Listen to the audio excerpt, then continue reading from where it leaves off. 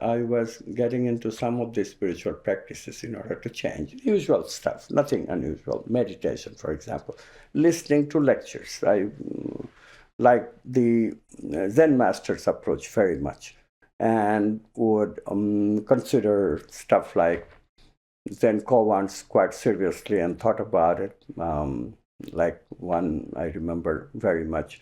A person asks the Zen master the question, does a dog have Buddha nature? And the Zen master says, moo, moo. Now this is a rather interesting koan because moo is neither yes nor no. And this kind of was very interesting to me because in quantum physics we have similar situations. So as a physicist, I was quite, I chuckled and I was quite curious. Why is this similarity between Zen koans and quantum physics? Because in quantum physics, if we ask, what is an object? Like, what is the nature of an electron? If you ask such a question of a physicist, and if he is a connoisseur of quantum physics, he or she would say, well, it could be a wave, it could be a particle. Now he might say, it depends, which is very much like a moo.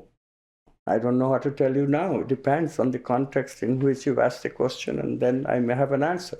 For the physicist, their answer was that in some experiments, the object shows up. It's particle nature. It reveals itself as a particle. When you measure an electron with something like a Geiger counter, the electron is hard as a tick on the Geiger counter and very localized. So it's at the Geiger counter. It's a particle now. But if, on the other hand, you do an experiment we call double slit experiment, more on this later, just be intrigued right now.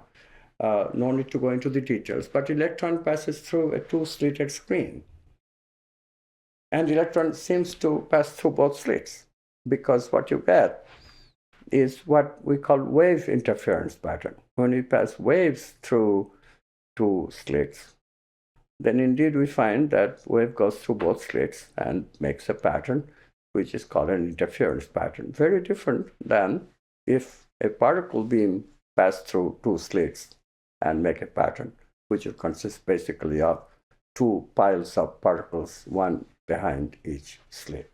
But that doesn't happen with waves. If we pass waves through a double-slitted screen, we get a pattern, an interference pattern consisting of some places which are bright, where the wave got augmented, and some places which are completely dark in between, where the waves canceled each other out.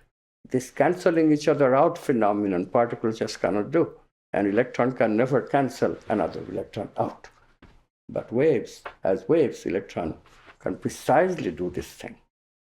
And this is why physicists have fun with this wave-particle duality. Is the electron a wave? Depends. If the electron a particle? Depends. Depends on which experiment you are doing. Does the dog have Buddha nature? Depends. If you want to really make sense of quantum physics, it goes further and causes difficulties. These waves that electrons are, they're waves of possibility. What does that mean? That means that when I say that electron is a wave, it's not like a water wave being at all points of space. But instead, what I'm saying is that the electrons are all points of space, let's say in a small room, because if you give the electron only a little time to spread, wave spread, of course, if you give the electron only a little time to spread, in a moment or two, the electron will spread, let's say, all over a room. But what does it mean, electron is all over a room? Is the electron really all over a room? If we set up a three-dimensional grid of Geiger counters to detect the electron, we find that not all the Geiger counters will go tick, tick, tick. So electron is not smeared all over the room at all. Only one Geiger counter will tick in one particular experiment, in one particular arrangement. I have to do many, many experiments to realize that the electrons do show up in different parts of the room in different identical experiments, and therefore, before my experiment, before my observation, before my measurement, electron must have been all over the room. So we explain this by saying electron is a wave, but in possibility. And then the question, where is this domain of potentiality? Is it in space and time itself?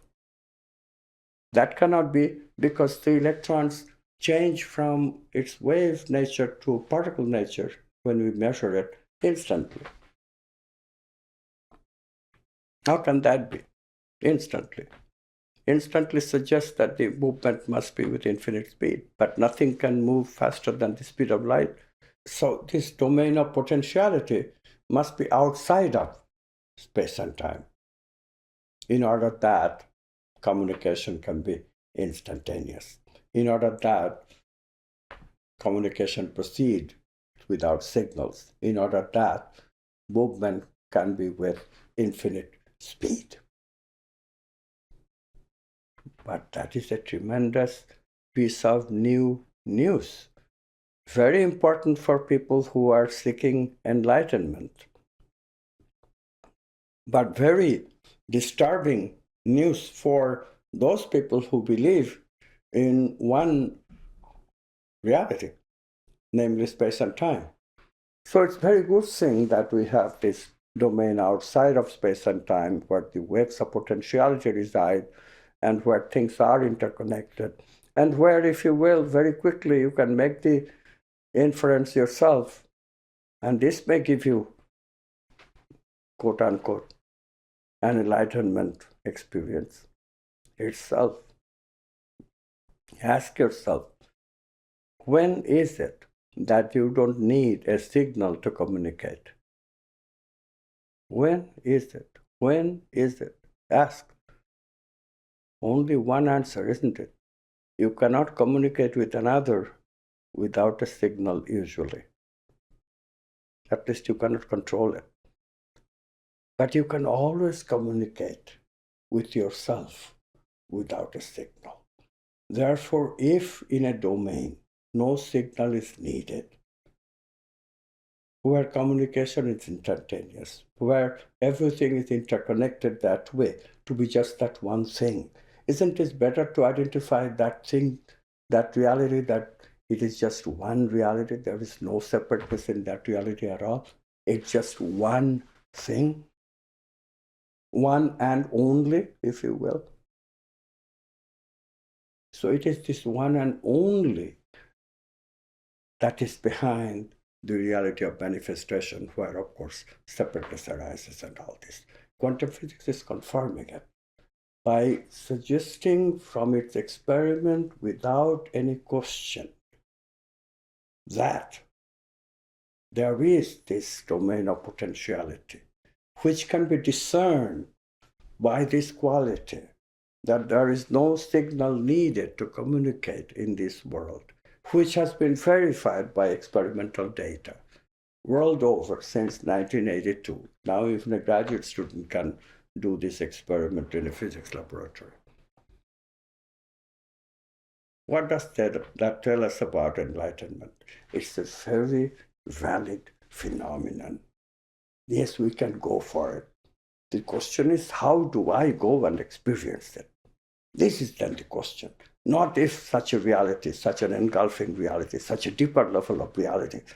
Some people even go to the extent of saying that, yes, this is reality, and the reality of division, reality of separateness is an illusion. These are the questions of interest.